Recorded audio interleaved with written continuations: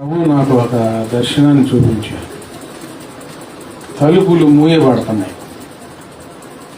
నేను కంగారుగా లేచాను. అంటే స్వార్థ మూయబడింది. ఇంకా అప్పుడు మిమ్మల్ని ప్రార్థనకు రమ్మని పిలిచేవాళ్ళు కూడా ఉంటారు. ప్రార్థన చేయడానికి అవకాశం ఉండదు.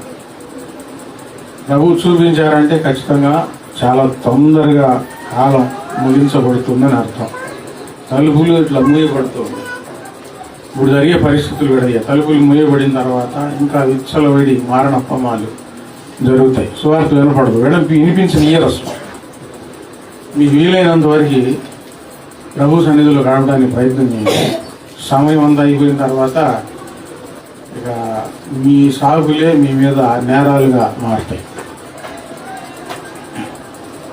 ఇంకో విషయం,